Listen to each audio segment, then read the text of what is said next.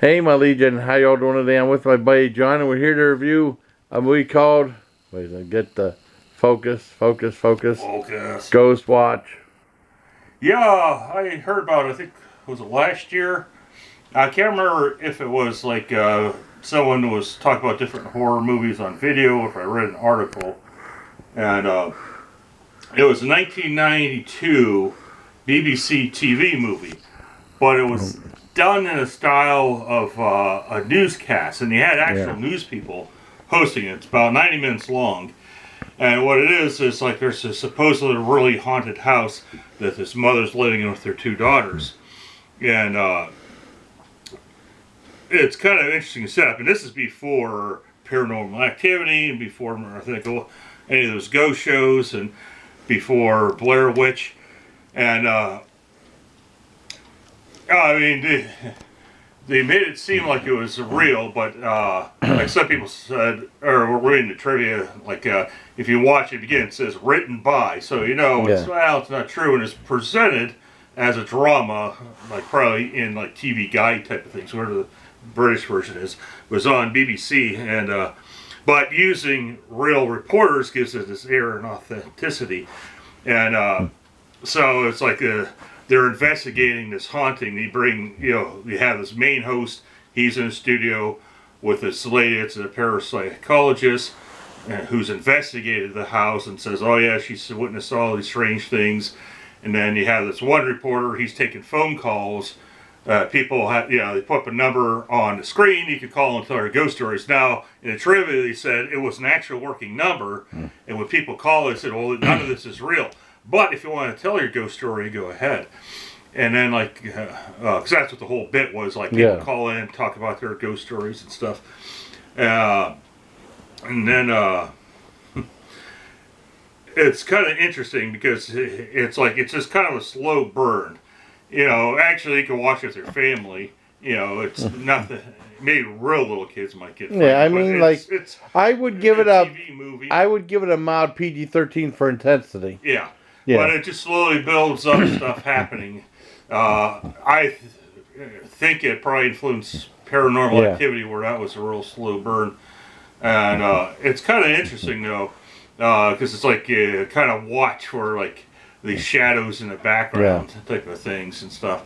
So, I think it's fascinating the way they did this, but I guess it freaked a lot of people out. And I was reading the trivia that the guy that made the film, what he wanted to do was like have in the background this high-pitched sound that irritate the animals of the people watching.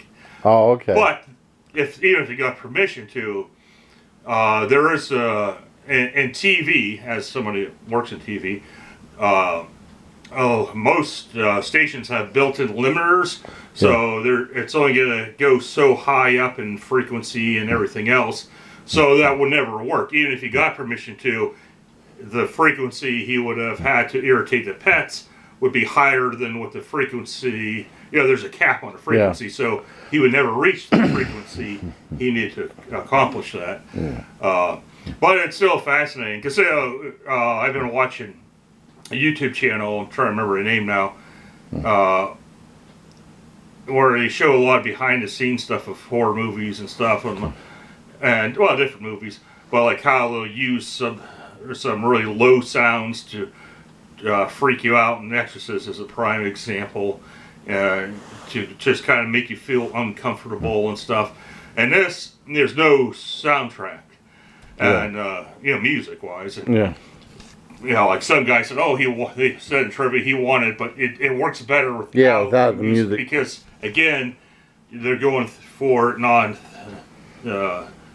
against the word, they want it to be real. Yeah, like Silent Night, Deadly Night Part 3, Fangoy's bitching because they have music. I thought it made it scarier. Yeah, but in here it wouldn't work because you want it to be realistic, and if you're watching a news broadcast, they're not going to have all kinds of music other than the opening and like the end, or maybe some bumps. Yeah. But, they're not going to be playing music the whole time you're watching, or, it would have ruined the I can't say a word now. Authenticity. I'm sorry, I'm tired. Oh, it's okay. Coffee. I can't speak now. That's okay. So I think they did a pretty good job with it. Jason said he heard about it from Chris Stuckman. Yeah, I mean, about a year ago when he did his Halloween, it's just weird. And when John was talking about like use unusual sounds, I remember years back there used to be a commercial. I think Richard Thomas, who played John, I think that was the guy who played John Boy in Waltons. He did a commercial for like hearing aids and getting your hearing checked. Every time they play a commercial, the sound is off or sounds weird. So people think their hearing messed up. Then they play that commercial, the sound is fine. I think that was intentional. Probably. Yeah. Jason said he couldn't find this, but I couldn't find it anywhere. If you look online, there's the internet. I don't know if it's called Internet Archive. Yeah, I couldn't find it anywhere. All kinds of stuff. They have movies, TV shows, books. You know, I think it's all public domain stuff. So I just downloaded this, and that's cool. You know, I have a program. It's a pretty cool Plex Media player that I use to watch stuff, and you know, I downloaded a bunch of public domain movies off of YouTube and stuff. But this is on Internet Archive or whatever. Yeah, because I never been able to find this anywhere.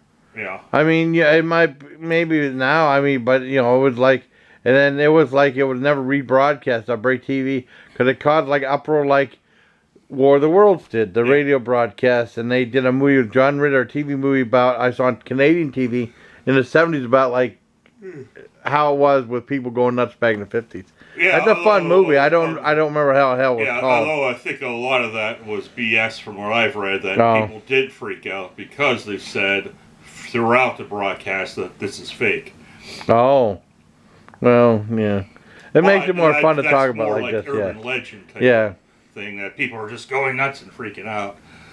But yeah, I think it's good. I mean, it's going to be low quality if you find it like I did off that archive, and you know it's only 480p, but it's still fine because that was 1992, so that was quite a while ago.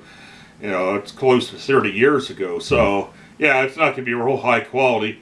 Yeah, but I mean, it had authenticity. Really good job. Yeah, I mean the acting really had to go into it, you know what I mean? And yeah, well, and I think it was a good choice to have actual news people, like anchors and reporters, playing the roles of the anchors and reporters, because, you know, you just had that proper feel to it that you probably wouldn't have gotten as much with the anchors. But like everybody else, were actors and actresses.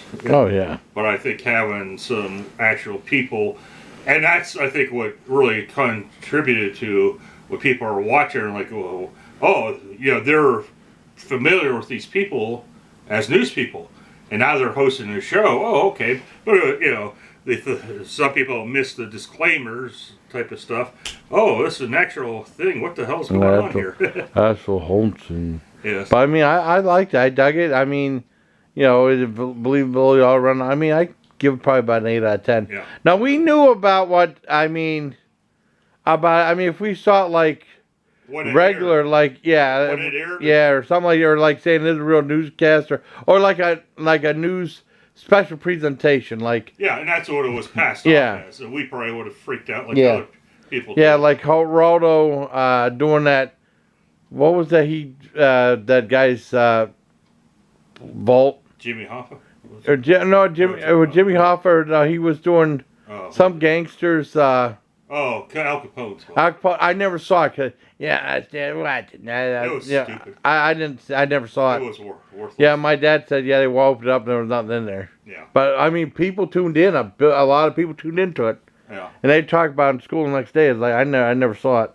Like I never saw MASH until I didn't see that MASH farewell 2-hour thing. It was one of the most watched things. Dad hated the show because that's all that was on. It's all that was on. I hate it. And then I rented it finally in the 90s, and Dad said, why you rent it for? Because I never saw it. You never let us see it. Oh, is that important to you? Yeah, I wanted to see it. And I mean, that thing with, that thing, he thought it was a chicken trying to size a chicken, and it was a baby. That was messed up. Right. Without all the, But see, we went off the rails again on a crazy train. See, we just said it again. Okay. So that's John and myself's review of Ghostwatch. Hope you liked the review, everybody. Till next time, please take care, my legion, and try to enjoy the daylight.